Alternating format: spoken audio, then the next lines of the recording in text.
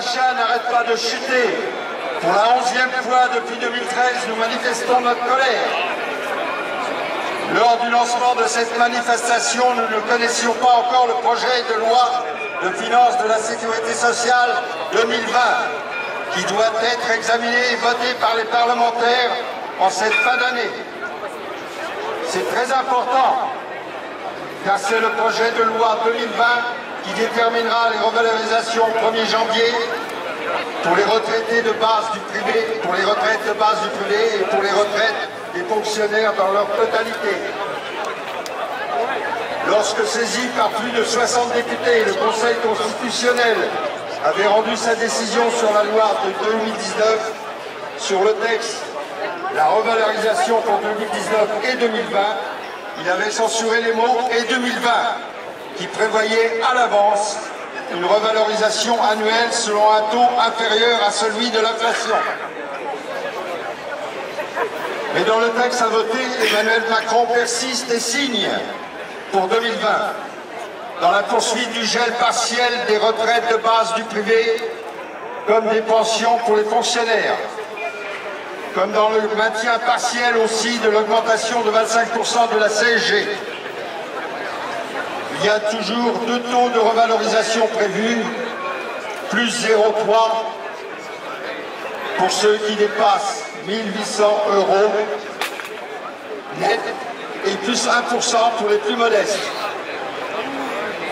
Certes, devant les 200 000 retraités de l'intersyndicale qui sont descendus dans la rue, et Emmanuel Macron a reculé. Pour 3,5 millions de foyers, il a retiré la hausse de la CSG.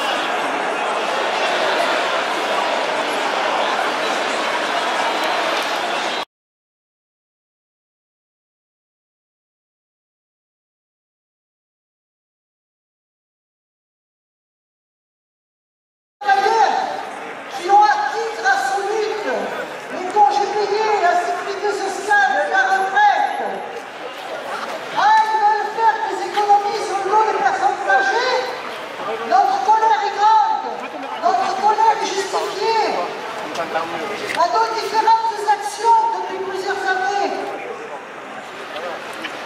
C'est la sono qui marche pas. Nos différentes actions syndicales se sont ajoutées à la colère des gilets jaunes qui ont envahi les ronds-points, les blouses blanches, les soignants et soignantes, les robes noires des avocats et des avocates, la jeunesse mobilisée pour le climat, et aujourd'hui dans toute la France, les personnels des EHPAD, pour que nos vieux, nos anciens, pour que nous demain, nous soyons soignés correctement par des gens qualifiés et un nombre suffisant dans nos EHPAD.